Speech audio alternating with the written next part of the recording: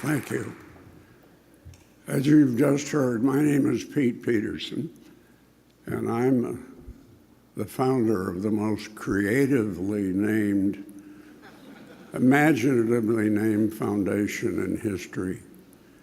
As you've just heard, it's the Peter G. Peterson Foundation. I thought that was going to be funny, but I guess it wasn't.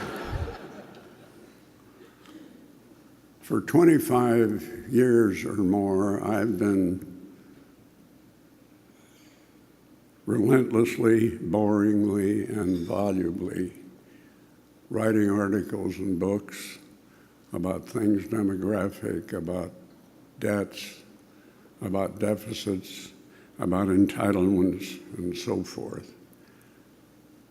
And being an aging fat cat, I am a wonderful target for the media and for book reviewers.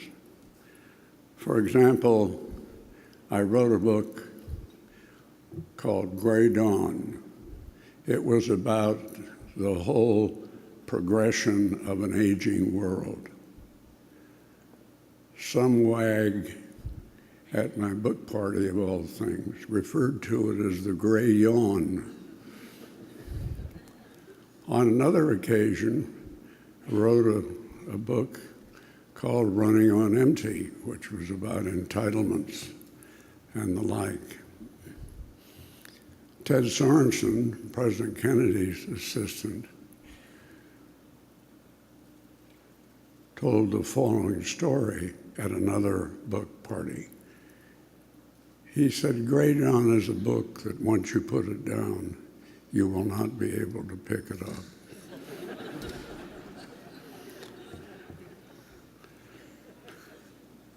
Well, let's get on with it.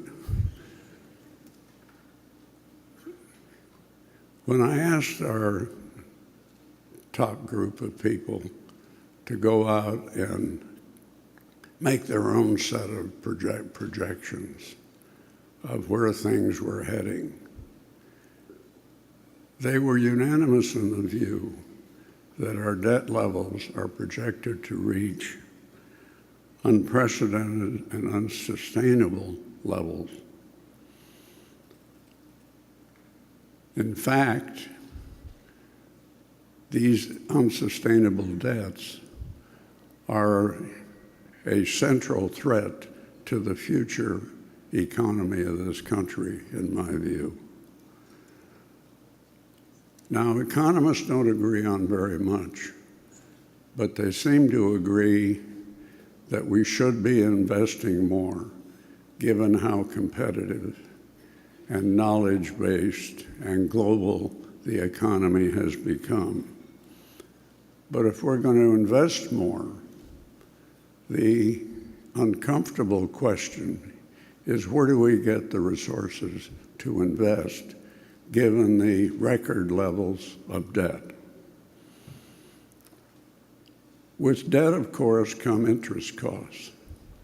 And interest buys us nothing. It's essentially about the past and not the future. So I asked our research staff if they would make projections of how high our interest costs might be, given the debt levels that are projected. Now, if you ask most economists, I emphasize most, on what they think needs to be done, they will tell you, I think we should be investing more in education and in research and development and in skill training and in infrastructure. Well, our team's projections of interest costs of these record debt levels, interest costs reach a level, according to their best thinking, that are 4.5 times the totality of what the government spends on education, skill training, research and development, and infrastructure. Now, this set of facts to me makes clear the critical need for all of us to do what we can to get acquainted with the realities and to both reduce our debt, find the resources for investment. Now, that isn't just going to take money, which we are pleased to make available, but it is important, obviously, that we find the leadership and the management to achieve those twin objectives of increasing awareness and increasing action. Now, I've had a life full of what I call dumb luck. And I've had the luck on this occasion to have a son who, by unanimous consent of all those who work with him, is truly brilliant. But what makes it quite extraordinary is that he's become thoroughly committed to the mission of the foundation. So it's now my pleasure to introduce someone who has made his father very happy and very proud. Michael Peterson, the president of the foundation and the chief operating officer. Michael, please step forward. Thank you.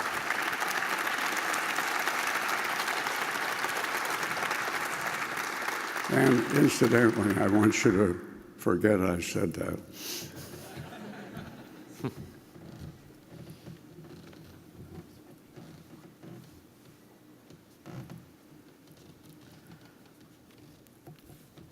Well, thank you for those kind words. I guess I do have one small issue with what you said. I don't think it was dumb luck that I care about the debt.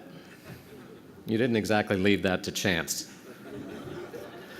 People ask me what it's like to grow up as Pete Peterson's son, and to answer that, normally I just pull out a chart of long-term debt to GDP, and I can plot my childhood along the way. But the truth is, I'm the lucky one, Dad, to have you as such a wonderful father, so thank you. And thank all of you for coming to our 5th annual Fiscal Summit. In the past, we've focused on how to reduce the debt. This year, we're going to talk about how to grow the economy. The economy is still a concern for everyone, and it should be. With unemployment high and growth low, too many American families have yet to feel economic relief. Now more than ever, it's critical to remember the connection between our fiscal outlook and our economic health. And with Washington stuck in pre-election paralysis, we thought we should use this break in the action as an opportunity to get back to basics and remember why fiscal reform is so important. Fiscal policy is the pathway to a brighter economic future. As you saw in the video, a strong fiscal foundation, where our long-term debt is stabilized at a reasonable level, activates key drivers of growth. With greater access to capital and more confidence, private investment fuels new businesses and more jobs.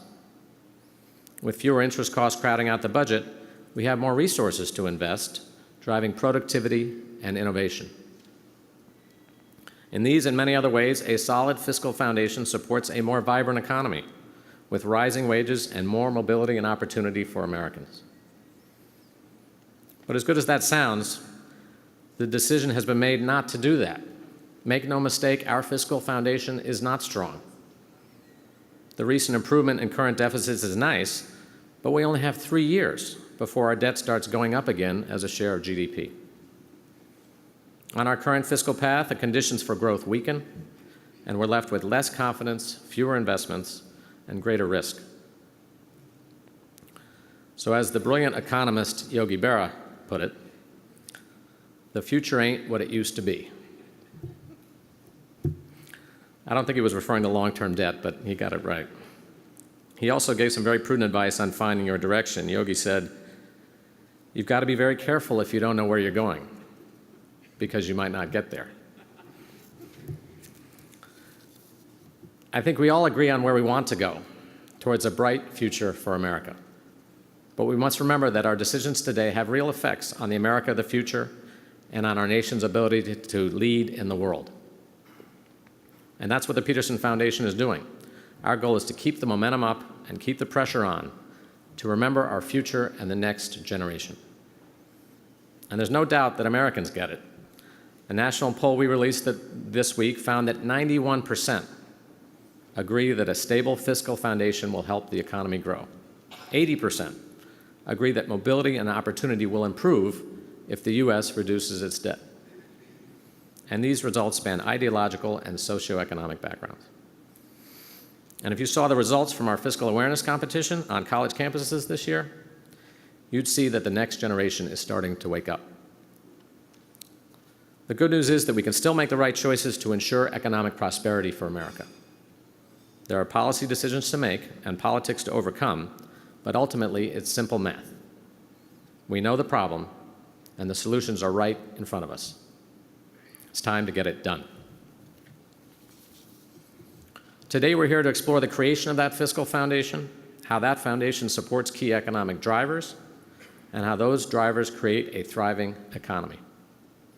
We're proud to have convened some of the nation's preeminent thinkers, including economists, policymakers, business leaders, and elected officials. Thank you.